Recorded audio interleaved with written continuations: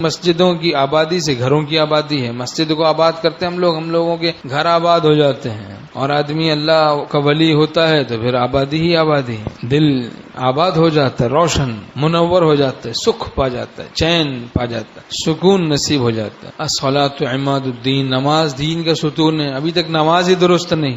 برسا برس ہو گئے ہم لوگوں کو سلوک طے کرتے ہوئے، لیکن ابھی تک نماز بھی درست نہیں ہوئی. نماز قضا کر رہے ہیں. 5 وقت جماعت سے نماز پڑھنے کا بھی اہتمام نہیں. نعمت کی ناقدری کی جاتی ہے تو پھر نعمت چھین لی جاتی ہے.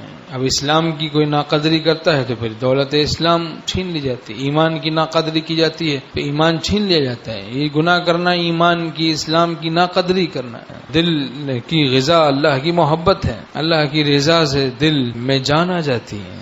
دل جب خالق دل سے متعلق ہو جاتا ہے تو دل خالق دل سے متعلق ہو کر زندہ ہو جاتا ہے. دل میں زندگی آ جاتی ہے اللہ کی دوستی سے، اللہ کی محبت سے. حق تعالی آپ صلی اللہ علیہ وسلم کی محبت سے دل میں زندگی آ جاتی ہے. نماز جماعت سے نہ چھوٹیں. جماعت سے نماز واجب ہے اور تکبیر اولا فوت نہ ہو.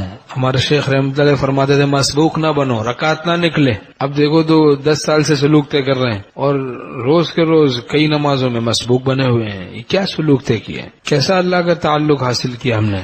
بعض تو اس قدر اہتمام سے رکعت نکالتے ہیں جیسے کوئی فضیلت کی چیز ہے. اہتمام سے رکعت نکلی ہوتی ہے. ہر دفعہ کوئی رکعت نکل جاتی ہے، کبھی آخری قاعدہ ملتا ہے، کبھی جماعت ہی چھوٹ جاتی ہے. جب انسان سنتیں چھوڑتا ہے تو پھر واجبات چھوٹنے لگتے ہیں. پھر واجبات چھوڑتا ہے تو پھر فرائض چھوٹنے لگتے ہیں. پھر فرائض جب چھوڑتا ہے تو پھر آگے عقائد پر، ایمان پر بات آنے لگ جاتی ہے. پھر رفتہ رفتہ بربادی ہی بربادی. نماز درست ہوتی ہے، دین درست ہوتا ہے، دین درست ہوتا ہے، دنیا درست ہوتی ہے.